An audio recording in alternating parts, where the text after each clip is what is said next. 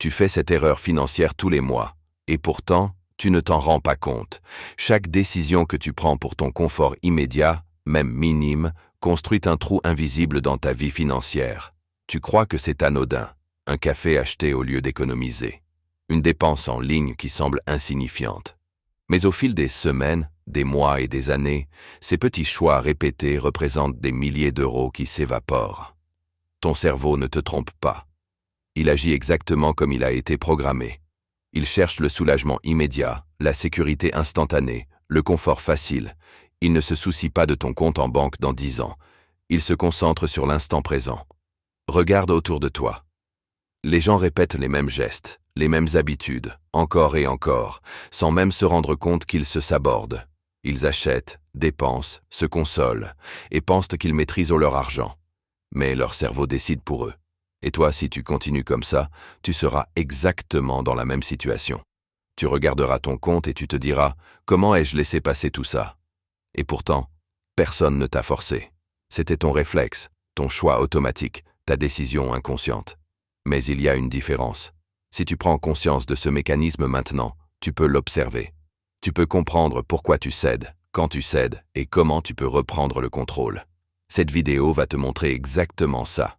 Pas des théories compliquées, pas des méthodes miracles, juste la vérité sur ce réflexe invisible que ton cerveau utilise contre toi. Tu verras ce qui se passe dans ta tête chaque fois que tu es tenté de choisir le confort immédiat. Tu comprendras pourquoi ces milliers d'euros disparaissent chaque année et tu découvriras comment commencer à reprendre le contrôle. Pas avec la discipline seule, mais avec la conscience de ce qui se passe réellement en toi. Parce que, une fois que tu observes ce réflexe, il ne décide plus pour toi.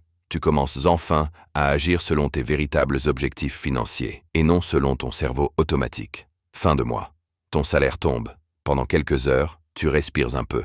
Tu paies ce qu'il y a à payer. Le loyer, les factures, les abonnements, tout ce qui est automatique.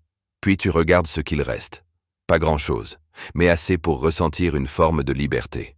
Et c'est là que ton cerveau entre en scène. Il ne te demande pas « Qu'est-ce qui est le mieux pour mon futur ?»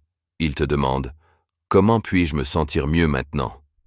Alors tu fais un choix, parfois conscient, souvent pas.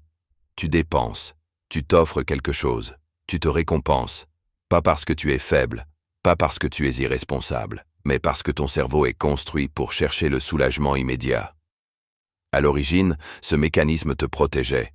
Quand la vie était imprévisible, quand les ressources étaient rares, profiter de l'instant était une bonne stratégie. Aujourd'hui, ce même réflexe travaille contre toi. Chaque fois que tu choisis le confort maintenant, tu repousses la construction de ton futur. Et ce qui rend ce piège dangereux, c'est qu'il est silencieux. Tu ne vois pas l'argent que tu aurais pu investir. Tu ne vois pas les opportunités que tu n'as pas saisies. Tu ne vois pas le temps que tu as laissé passer. Tu vois seulement ton quotidien. C'est pour ça que beaucoup de gens ont l'impression de stagner. Ils travaillent, ils gagnent de l'argent, ils paient leurs charges, ils consomment un peu. Et ils recommencent, année après année. Ils ne sont pas pauvres, mais ils ne sont jamais libres. Ils pensent que le problème vient de leur salaire. Ils pensent que gagner plus réglera tout, mais ce n'est pas vrai.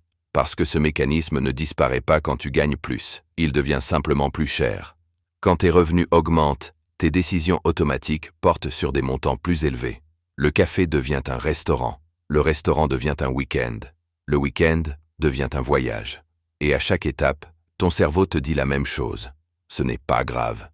Mais sur 10, 20, 30 ans, ces choix représentent des sommes énormes, des centaines de milliers d'euros que tu n'as jamais laissé travailler pour toi. Pas parce que tu ne pouvais pas faire autrement, mais parce que ton cerveau préférait la sécurité immédiate à la liberté future. C'est pour ça que les conseils financiers classiques échouent. On te dit d'épargner plus, d'investir mieux, de mieux gérer ton budget. Tout ça est logique. Mais ces conseils parlent à ta raison. Ils ne parlent pas à ton cerveau émotionnel. Résultat, tu comprends, mais tu n'appliques pas sur la durée, ou tu appliques pendant un temps. Puis la fatigue arrive, le stress revient, la routine reprend, et le réflexe reprend le dessus. C'est à ce moment-là que beaucoup abandonnent. Ils pensent qu'ils manquent de discipline. En réalité, ils manquent de conscience. Ils n'ont jamais appris à observer ce moment précis où leur cerveau prend le contrôle. Et tant que tu ne vois pas ce moment, aucune stratégie financière ne tient. Tu peux avoir les meilleures intentions du monde. Si ton réflexe automatique décide avant toi, tu resteras bloqué. Il arrive un moment où quelque chose change. Pas parce que tu gagnes plus d'argent, pas parce que tu découvres une nouvelle méthode miracle, mais parce que tu commences à voir ce réflexe au moment précis où il apparaît. Avant, tout était automatique. Tu ressentais une tension, une envie de soulagement, un besoin de te rassurer, et tu agissais, sans vraiment y penser. Maintenant, il se passe autre chose. La tension est toujours là, l'envie aussi. Mais entre les deux, il y a un espace. Un court instant où tu réalises ce qui se passe en toi. Tu te dis intérieurement, voilà ce fameux réflexe. Et ce simple moment change tout. Parce que tant que tu ne vois pas ce mécanisme, il décide pour toi. Mais dès que tu le vois, tu récupères une partie du contrôle. Ce n'est pas spectaculaire. Ce n'est pas instantané. Tu ne deviens pas riche du jour au lendemain. Mais tu arrêtes de saboter ton futur sans t'en rendre compte. Au début, c'est inconfortable. Tu ressens cette envie de consommer. Cette pression de profiter maintenant. Cette petite voix qui te dit que ce n'est pas grave. Et pour la première fois, tu ne la fais pas disparaître immédiatement. Tu restes avec cette sensation.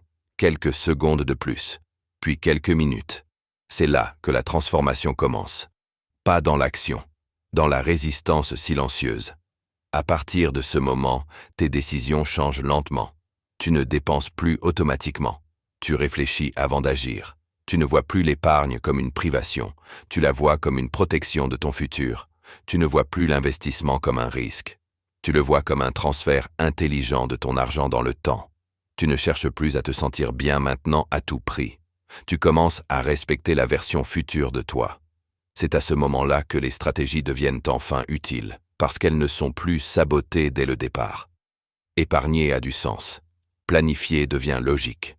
Construire n'est plus une contrainte mentale, non pas parce que tu es devenu discipliné, mais parce que tu n'es plus aveugle.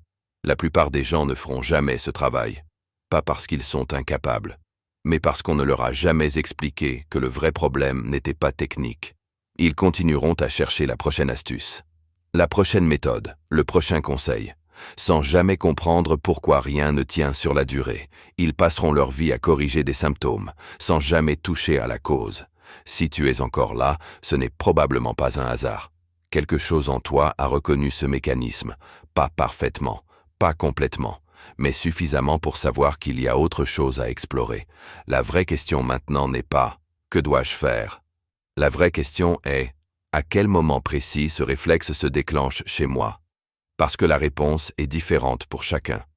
Certains dépensent quand ils sont fatigués, d'autres quand ils sont stressés, d'autres quand ils se comparent aux autres.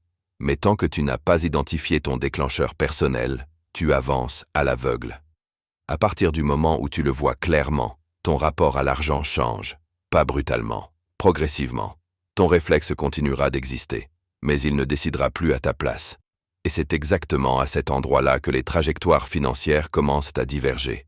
Certains continuent à répéter les mêmes choix, d'autres commencent à construire, sans bruit, sans promesses spectaculaires, juste avec une conscience nouvelle. Et si tu regardes attentivement, tu peux commencer dès maintenant. À bientôt.